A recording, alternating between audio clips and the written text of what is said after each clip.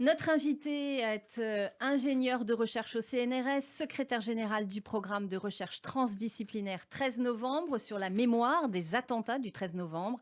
Bonjour Claire Klein-Péchanski. Bonjour Laurence Kahn. Alors que s'est ouvert depuis mercredi le procès des attentats du 13 novembre 2015, vous poursuivez dans l'intimité d'un studio à écouter les récits douloureux de vie à jamais brisée des rescapés, mais aussi des témoins des attentats du Stade de France, des terrasses et du Bataclan, le tout donc dans ce programme transdisciplinaire 13 novembre. Pouvez-vous tout d'abord, avant tout, nous rappeler en quelques mots les différentes phases de ce programme et la méthodologie dans le recueil des témoignages? Alors, le programme 13 novembre est un programme longitudinal qui a une durée de 12 ans, 2016-2028. Il est dirigé par Denis Péchanski, qui est historien au directeur de recherche au CNRS, et Que vous Francis connaissez bien. Eustache, oui, et Francis Eustache, qui est directeur d'études à l'école pratique des hautes études et qui dirige une unité INSERM partagée avec l'université de Caen. Dans ce programme 13 novembre, quand nous l'avons collectivement construit, euh, nous avons construit 10 études, dont 4 principaux protocoles de recherche que je vais souligner présentement. Il y a l'étude 1000, qui est donc l'enregistrement de 1000 personnes victimes des attentats de novembre 2015 ou présentes sur les lieux au titre de leur intervention professionnelle, que ce soit des pompiers, des militaires, des policiers, des services de secours, des médecins, des aidants de première ligne. Et cette étude est conduite par le CNRS, l'Institut national de l'audiovisuel et l'établissement de communication et de production audiovisuelle de la Défense. Je reviendrai sur cette étude que nous lançons donc pour la phase 3 lundi prochain dans les locaux de l'INA. Le second protocole, qui est une étude ancillaire, c'est-à-dire liée aux volontaires qui participent à l'étude 1000, l'étude Remember, sous la direction de Francis Eustache, a pour promoteur, donc c'est l'institution qui prend la responsabilité de cette étude biomédicale, a pour promoteur l'INSERM. Une troisième étude que nous avons recherchée parce que nous étions sûrs dès le départ que l'étude 1000 ne pouvait pas être une étude représentative de la population française. Ce n'était pas notre objectif. Ce que nous souhaitions, c'était aborder les recueils de témoignages, aborder les victimes et les intervenants, leur laisser la parole pour pouvoir étudier l'évolution de la mémoire individuelle au cours du temps, de 2016 à 2028. Mais nous nous étions tout de suite dit que nous ne pouvions pas être représentatif au sens scientifique du terme lorsque l'on construit des cohortes de personnes à étudier. De fait, nous avons fait appel au Centre d'observation des conditions de vie des Français, le CREDOC, et nous leur avons demandé, puisqu'ils mènent depuis plus de 40 ans, à raison de 2 fois par an, une étude sur un panel représentatif de la population française, nous leur avons donc demandé de contribuer avec nous à étudier la perception et la mémorisation des attentats de novembre 2015 à chaque phase de l'étude, c'est-à-dire 2016, 2018, 2021 et 2026. Et donc, c'est un peu l'étude représentative en miroir de l'étude 1000 qui, elle, ne l'est pas. Alors, l'étude de santé publique pour le quatrième protocole de recherche, l'étude de santé publique post-attentat, qui est une étude épidémiologique qui est conduite par Santé publique France, qui avait déjà été, sous un autre terme, conduite après les attentats de Charlie Hebdo.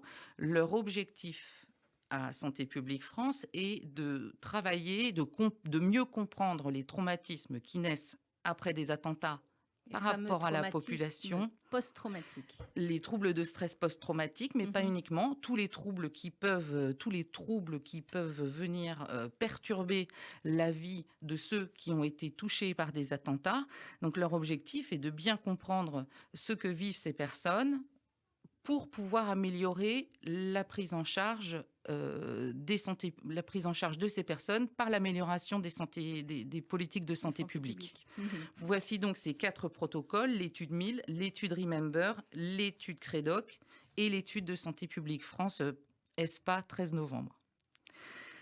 Alors, si vous le voulez bien, revenons à l'actualité, ce qui est l'ouverture donc du procès. Et avec cette question, est-ce que l'ouverture de ce procès et la perspective de ce procès a un impact sur les témoins que vous avez prévu d'entendre prochainement dans le cadre donc du programme 13 novembre. Et dans quel état d'esprit sont les témoins que vous avez rencontrés?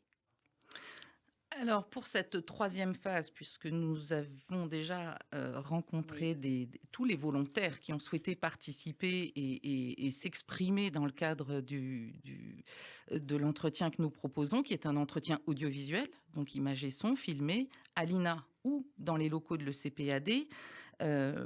Ces volontaires étaient au nombre de 934 en 2016, de 839 en Mmh. 2018 et donc nous souhaitons que Continuer et ces que ça personnes reviennent puisque nous avons souligné dès le départ en 2016 que ce que nous souhaitions, c'était vraiment entendre les mêmes personnes 4 voir fois de l'évolution, suite. ce que vous Tout expliquez, à fait. l'évolution de la mémoire puisque, l'un des objectifs principaux de ce programme, c'est justement de voir comment se construit la mémoire individuelle et pour avoir un récit, aussi, un récit collectif, comment ça s'enchâsse Tout à fait, dans une histoire collective. tout à fait. Alors, l'impact du procès sur les volontaires ou les témoins que nous appelons et qui vont participer ou qui ont déjà participé, heu, pour l'instant, ce que nous entreapercevons, c'est que depuis juin, une équipe de 4 médiateurs, Milou, Lamine, Mathieu et Maël, sont à pied d'œuvre pour recontacter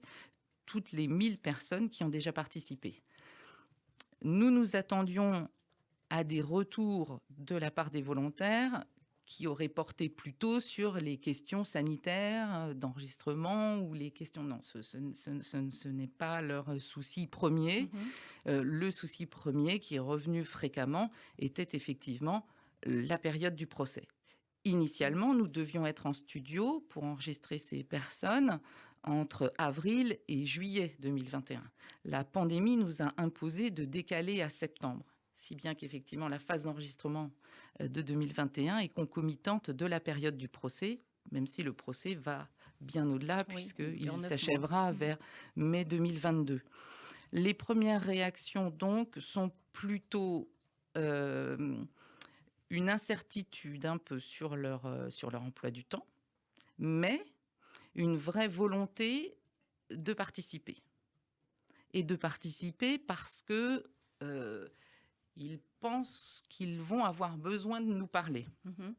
en marge éventuellement de leur participation au procès en tant que partie civile. Tous les volontaires qui participent à l'étude 1000 ne sont pas, partie civile dans le procès, mais nous en avons un certain nombre et depuis que nous cheminons avec eux, c'est-à-dire depuis 2016, ça fait maintenant 6 ans, les relations sont très fortes avec les associations de victimes Life for Paris et 13 11 15 Vérité et Fraternité.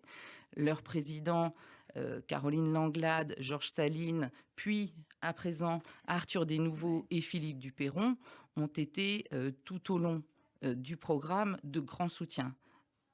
Heu et nous les retrouvons régulièrement avec leurs membres d'association et on partage à ce moment-là, voilà, comment ils vivent les choses sur le long cours, qu'est-ce qu'ils, comment ils anticipent. On a parlé du procès, comment ils anticipaient le procès. Je dirais que la situation est très différente en fonction des individus. Certains ont décidé d'y aller tous les jours.